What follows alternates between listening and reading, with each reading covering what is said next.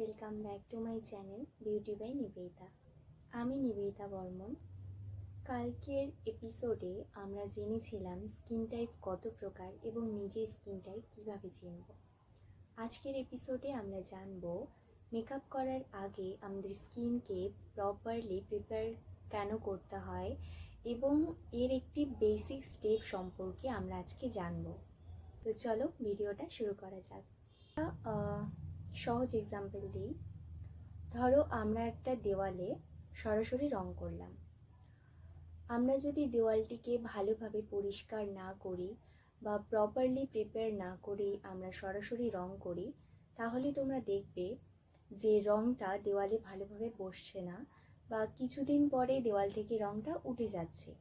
ঠিক তেমনই আমাদের স্কিনের ক্ষেত্রেও আমরা যদি আমাদের স্কিনকে ভালোভাবে প্রিপেয়ার না করে মেকআপ করি, তাহলে তোমরা দেখবে মেকআপটা ভালোভাবে বসছে না বা ফিনিশও ভালো আসছে না এবং লং লাস্টিংও হবে না। তাই মেকআপ করার আগে আমাদের স্কিনকে প্রপারলি প্রিপেয়ার করে নেওয়া খুবই ইম্পর্টেন্ট। তো স্কিন প্রিপারেশন করার একটা বেসিক স্টেপ হিসেবে আমরা সিটিএম করতে পারি। সিতে হচ্ছে ক্লিনজিং, টিতে হচ্ছে টোনিং আর এমতে হচ্ছে ময়শ্চারাইজিং। তুমি আসি সিতে হচ্ছে ক্লিনজিং। তোমরা মেকআপ করার আগে তোমাদের নিজের স্কিন সুইটেবল ফেস ওয়াশ দিয়ে স্কিনটাকে ভালো করে ক্লিনজিং করে নেবে। তো ফেস ওয়াশ করার পর একটা ওয়েভসের সাহায্যে আমাদের স্কিনের এক্সেস অয়েলগুলোকে ভালোভাবে পরিষ্কার করে নেব। এবার আসি টিতে হচ্ছে টোনার। সাধারণত স্কিনকে ফ্রেশ রাখতে সাহায্য করে। তোমরা তোমাদের নিজের ইচ্ছে মতো টোনার অ্যাপ্লাই করতে পারো। এবার আসি সর্বশেষ স্টেপ, যেটা মেকআপ করার জন্য ভীষণ গুরুত্বপূর্ণ, সেটা হচ্ছে ময়শ্চারাইজিং।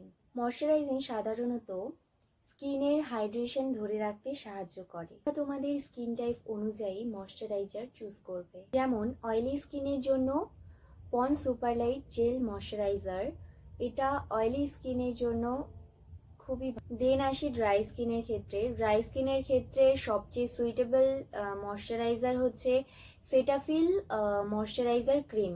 এটা ড্রাই স্কিনের জন্য খুবই ভালো। কম্বিনেশন স্কিনের ক্ষেত্রে হচ্ছে সিম্পল হাইড্রেটিং লাইট ময়শ্চারাইজার, এটা কম্বিনেশন স্কিনের ক্ষেত্রে ভালো। এবার আসি নর্মাল স্কিনের ক্ষেত্রে আমার সাধারণত মনে হয় যে সেটাফিল ময়শ্চারাইজার ক্রিমটাই বেস্ট। আশা করি মেকআপ করার আগে স্কিন প্রপারলি প্রিপারেশন কেন করা উচিত সেই ব্যাপারটা আমি তোমাদের বোঝাতে পেরেছি। তো আজকে এই পর্যন্তই। পরের এপিসোডে আমরা জানব যে মেকআপ করার জন্য কোন কোন বেসিক প্রোডাক্ট প্রয়োজন। তোমরা যদি আমার চ্যানেলে নতুন হয়ে থাকো তাহলে আমার চ্যানেলকে সাবস্ক্রাইব করতে ভুলবে না, যাতে পরবর্তী এপিসোডগুলি খুব তাড়াতাড়ি তোমরা দেখতে পারো। তাহলে দেখা হচ্ছে পরের এপিসোডে। ততক্ষণে তোমরা ভালো থাকবে, সুস্থ থাকবে।